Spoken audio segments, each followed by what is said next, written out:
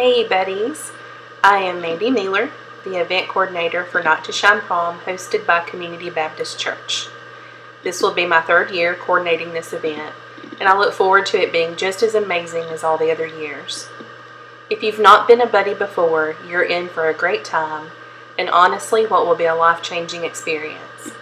I'm so glad you've signed on, and I can't wait to see you all there. Hopefully you've already viewed the volunteer training video that covered details about the event. This training, however, is specific to being a buddy, so please watch all the way through. If this is the first time for you to be a buddy, after Friday you'll realize it's more than showing up to help. It truly can change your life. I'd like to take a moment to introduce you to Mark. Mark holds a special place in my heart. He attended Not to Shine with us both years, and quite possibly loved it more than anyone. Last year, he was featured in a video made about the event. His mom shared that he was so excited that he'd gotten up at 3 o'clock in the morning trying to get ready. Just like so many of our guests, this event is something that he looked forward to all year. A few months ago, Mark became ill, and a few weeks ago, he lost his battle with cancer. He had already asked a friend of ours to be his buddy. His buddy was someone that he looked forward to being with, and just like you will be to your special guest. Mark's sweet, loving personality changed so many lives, and for sure made this event mean more to me than I ever thought possible. So when you're here Friday night, know that what you're doing is amazing, and it's important, and know just how much you will mean to your guest, and what a blessing it can be for you also. Mark will be greatly missed, but I have a feeling he will be with us still. Okay, back to business. A quick reminder about arrival and parking. Please arrive as early as 4 p.m. and park in the Creekview Elementary parking lot just down the road from the church. A shuttle will bring you over and drop you off at the side entrance where your check-in tables will be located. You need to arrive no later than 5 p.m. to allow time to shuttle, check in, and report to your classroom. There will be 2 tables at check-in, one for buddies and one for other volunteers, so please make sure you're in the correct line. This map was discussed in the other video, but here is just a reminder that after you check in, you will follow the hallways around to the other side of the church where registration is located. Classrooms there will be where you need to report. In the hallways, you'll notice signs as to what is located in the rooms for your guests to enjoy during the evening. All guest activities are inside the church. The area in the building across the parking lot is for the guests, caretakers, and families to stay during the event. If a guest should want to contact their parent or caretaker, an attendant will be at the entry tables where you checked in during the evening and can help call for the caretaker if needed. Please don't attempt to take your guest across the parking lot to that area. Let's talk about what to wear. For guys, a shirt and tie is perfect, or you can feel free to go all out and get a tux if you want to, but it's not necessary. Girls, a nice dress is great. The main thing is to remain modest. Lots of skin, tummy showing, lots of chest exposed is not acceptable at all for this event. Feel free to wear your Converse as long as you're dressed nice. We want your feet to be comfortable. Please do not wear perfume or cologne or heavily scented lotions, as there are so many people that have sensitivities to that. We want to avoid that at all costs. So come looking nice and clean, but don't be smelling too strong, and that will help everybody to have a good time. When you arrive at the holding rooms, there you will meet your team leaders, Brian Miller, Greg Ragland, and Karen Whiteknight. They will give you instruction as to what classroom you will need to wait in.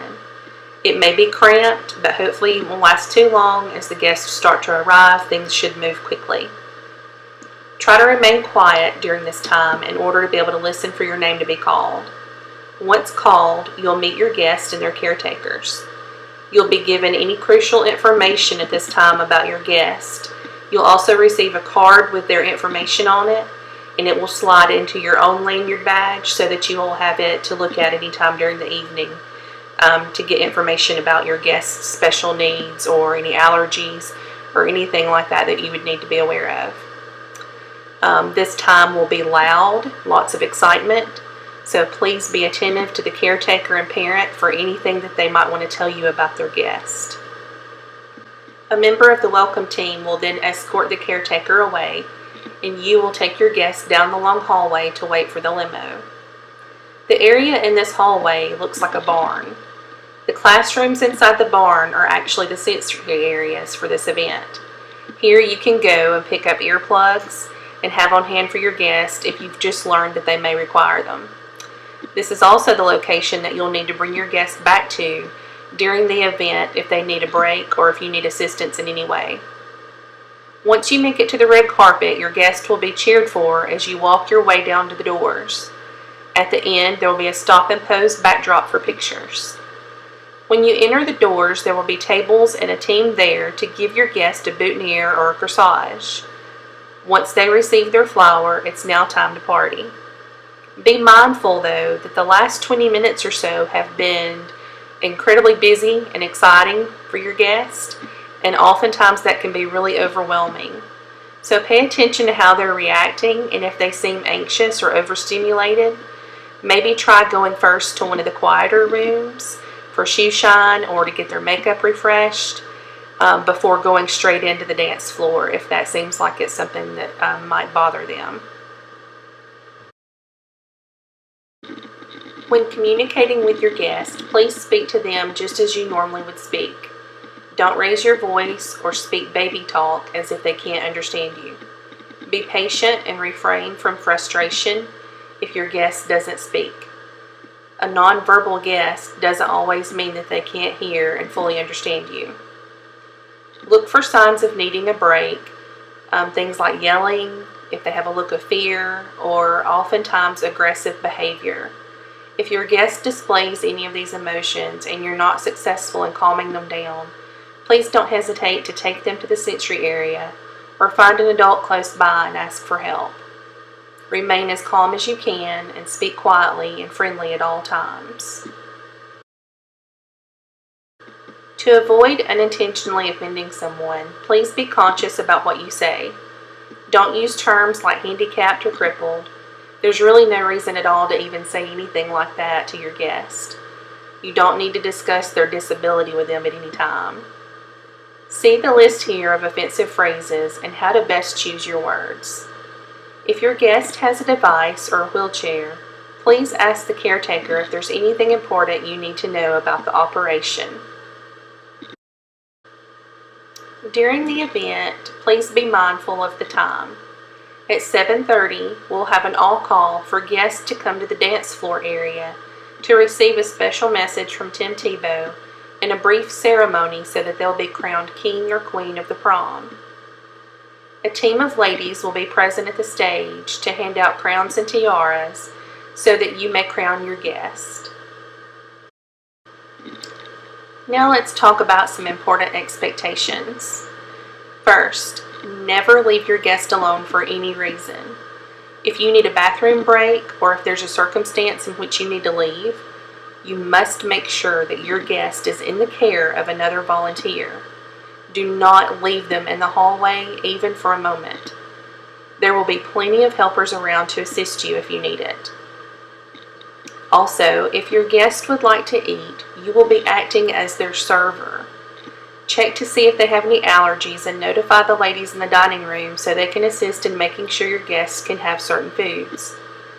You need to please eat before you come so that your time with your guests, you have your entire attention on them. There will be plenty of Frios Pops that you may have during the event as well, but when you're sitting down, you need to put your full attention on your guest and not have a plate of food at that time for yourself.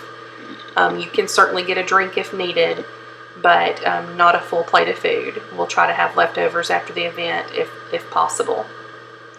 If your guest needs to use the restroom, there will be bathroom attendants located at each door.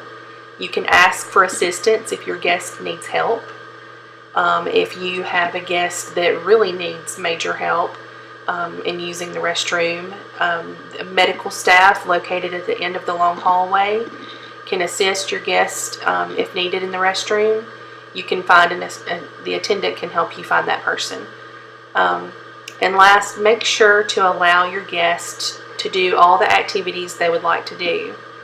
Show them the different areas and let them make the decision on what makes them happiest. We had a young man the first year that wanted to ride the limo all night. I think they circled the parking lot like 800 times, and he never danced a single time during the prom. But he loved his night, and that is our ultimate goal, is to make them happy doing whatever they desire to do. Finally, the prom ends at 9 o'clock. Please watch for caretakers and parents, as they will come from the respite area to reunite with the guest in the dance floor area. Stay with the family until they've been escorted to the valet waiting area by the takeaway team. Say your goodbyes and then return to the dance floor for a brief time together before we're dismissed. The shuttles will begin to run when all the guests have departed. Please contact me if you have any questions at all. Remember that we will have basic background checks performed. If you are contacted, please provide any additional information as soon as possible so that I can get that processed. If you are 16 or 17 years old, you will receive an email from me that will have a parent consent form attached. I will need you to print that, have a parent sign it, and I'll have instructions in that email on how to get that back to me. I will need this from you prior to the event. And again, just thank you all so much for signing on to be a buddy. It's a huge blessing to us because without you, this event wouldn't be possible. I hope you have an amazing evening. I can't wait to see you all there as we have an unforgettable night to shine.